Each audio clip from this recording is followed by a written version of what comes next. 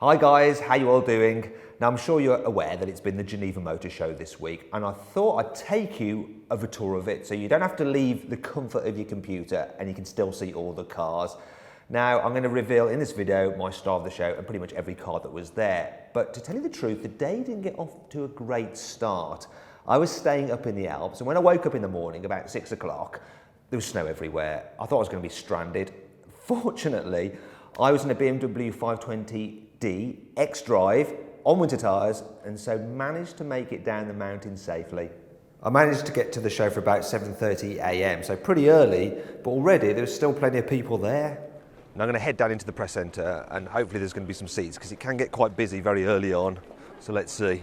There are quite literally no places to sit at all. I mean, everything's either got someone sat in it, a computer at it, a coat on it. I mean, it's like trying to get a sun lounge in Tenerife and everyone's got their towel on the beds already. Just nowhere. In the end, I just gave up and decided to head into the main show hall. You know, it was still early doors and the press conferences were just starting. Ladies and gentlemen, the new 911 GT3. Our motorsport-inspired cars are more than just a badge and a name. The new GT3 is built in the same facility as our GT3 Cup cars.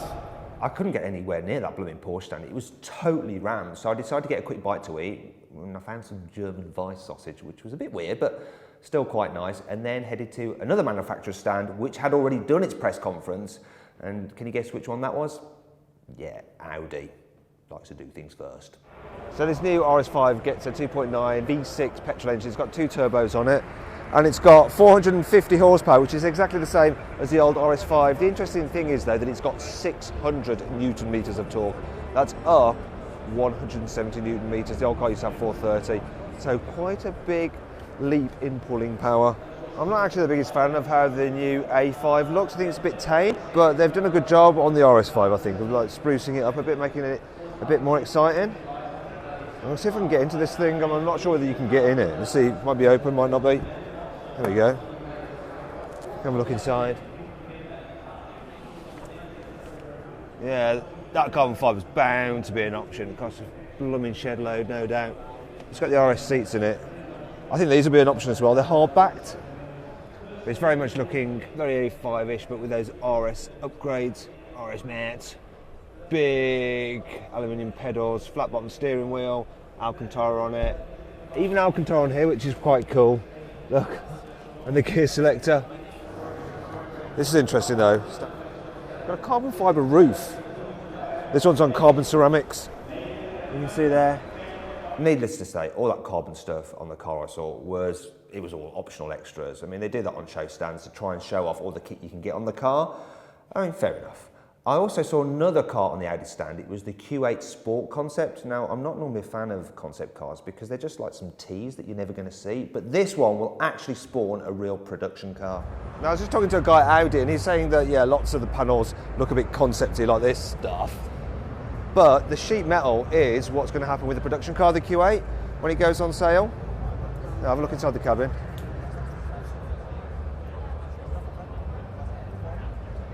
A bit of an eavesdropping on an interview with Audi's chief designer there.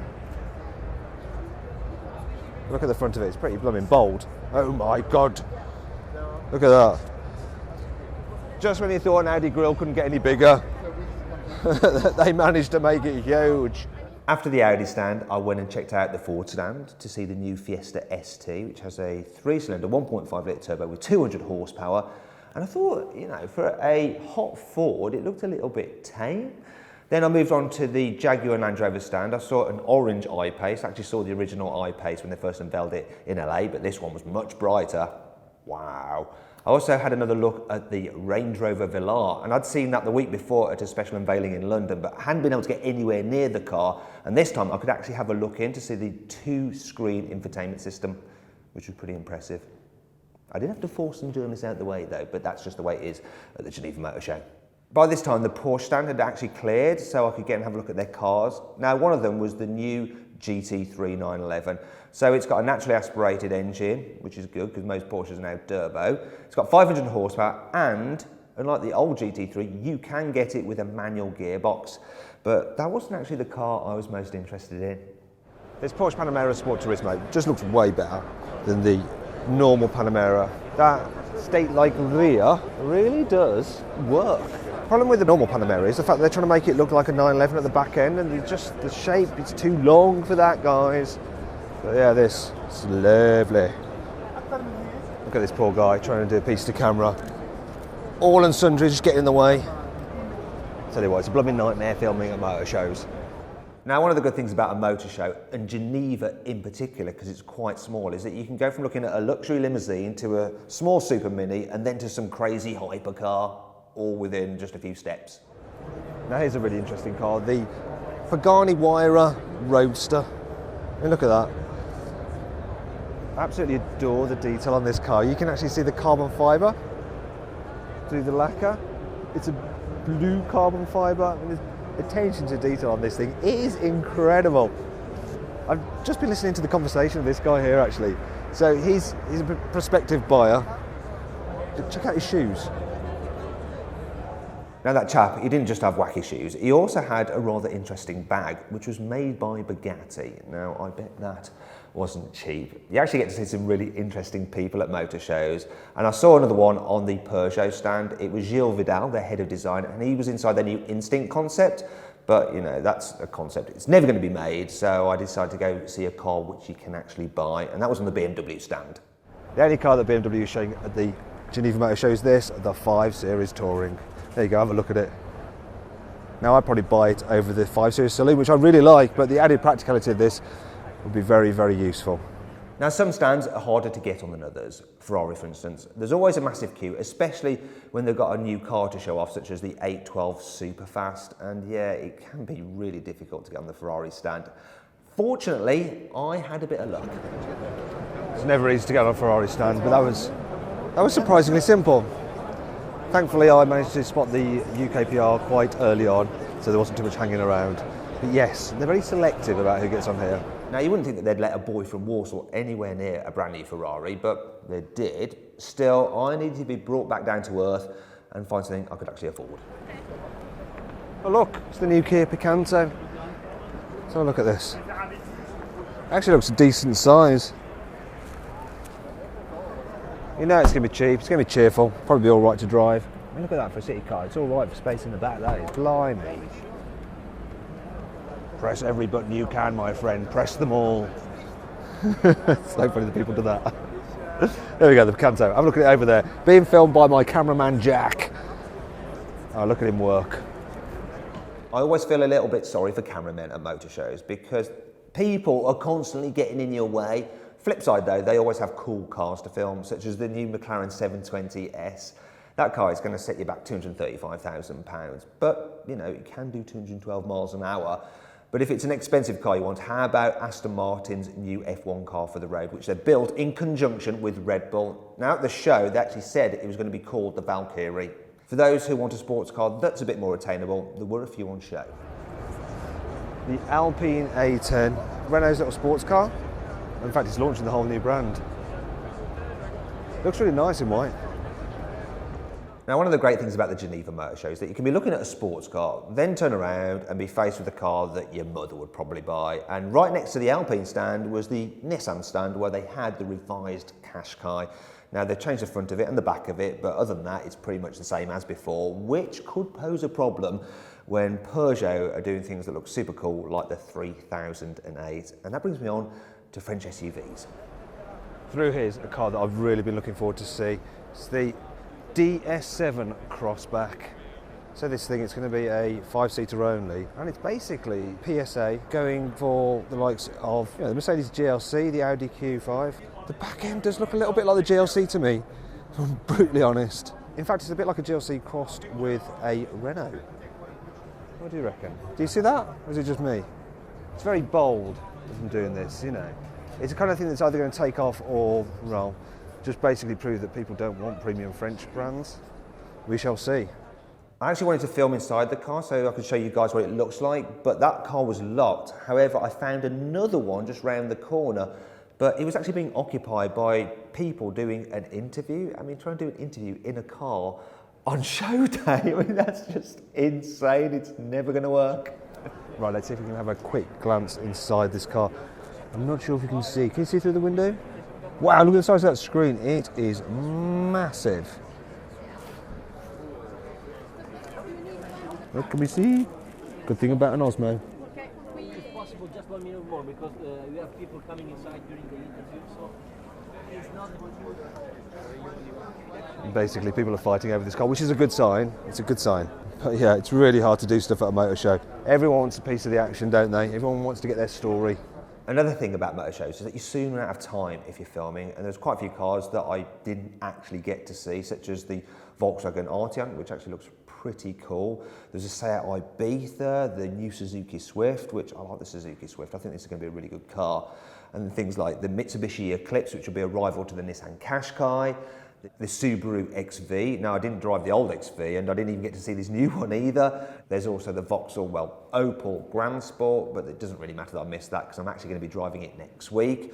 I didn't get to see the Lamborghini Huracan Performante, nor the Skoda Octavia VRS. I did see the Honda Civic Type R, and I have to say, blimey neck, that's pretty ugly. Still, it should be pretty good to drive. And speaking of epic drives, there's a couple of exciting cars on the Mercedes stand. So you've got the E63 AMG estate, same thing as the saloon, super powerful, all-wheel drive system, with that clever drift mode. But the thing that's most interesting is actually this, the AMG GT concept. This pretty much hints at the next CLS. So it's not a super sports car or anything like that, it's a sporty four-door coupe. So yeah, you can expect to see this design language follow through into the next CLS. Let's have a little look around the back of it. Yeah, it's very, very concept car-y. But you can kind of imagine the bodywork, you know, evolving into something that you can actually buy. Obviously not with those wheels. In fact, those wheels are awful. Those are probably the worst wheels I've seen at this show. All concept cars seem to have massive alloy wheels. It's like sort of mandatory. And I managed to find another with some pretty big rims. Now this kind of intrigues me. It's an Infinity Project Black S. It looks pretty badass. Look at the size of those rims though. Oh my gosh. I'm not so sure about the rear end. It's a little bit overdone for that aero. Oh my gosh. And those rims, what size are they? Jeez. 21s. It's just the way they're sitting so low. There is not much room in the wheel arch there. A couple of bumps, you're going to be scrubbing your wheels on your arch for sure. There was another Japanese luxury car which you could actually buy, though, you know, I wasn't that impressed by it because it looked like a bit of a barge. For those who don't want an S-Class or a 7 Series, there's the new Lexus LS 500h. It's bloody massive. Look at the size of it. To tell you the truth, I'm more of a small car kind of guy, and so I was quite interested to see what Citroën had on its stand, because, you know, this is a firm that can make practical hatchbacks seem kind of interesting. So this will be the Citroën Aircross concept, and you can think of this as the next C3 Picasso. Apart from the rear pillar and the crazy shaped alloys, this is probably pretty much production-y. Even the air bumps at the bottom, might not have the hollowed out one, but yeah, very close to production this. And really for me, it's the production cars which are the most interesting, and that brings me on to my star of the Geneva Motor Show. Over here we have the new Volvo XC60. Now this car has been a long time coming for Volvo, and it's going to be their best seller. I mean, it's a great looking thing. Like the way you've got the Thor hammer headlamps, just like on the XC90, only they actually extend towards the grille like that. It rides slightly lower than the XC90, but it's still got the same kind of design language to it. Inside it's pretty sweet. This one's got a light interior. I'll try not to get in the way of this cameraman. I'll let you have a quick look inside. There you go, very, very similar to the XC90. Back seats as well. There we go. Quite roomy. It's a 5-seater only this. Boot, nice and square. It's not quite as big as on a Q5, but we're talking about 45 litres down, so not that important maybe you get away with it. But yeah, there we go, have a look at there. Very nice looking car. They're going to sell loads of these. The only downside is that you can't get it with 6-cylinder engines. It's 4-cylinder only. So 2-litre 4-cylinder diesel, 2-litre 4-cylinder petrol, or you can get one mated to an electric hybrid system in the T8 plug-in. It's going to start from around £37,000. Buy it now if you're interested.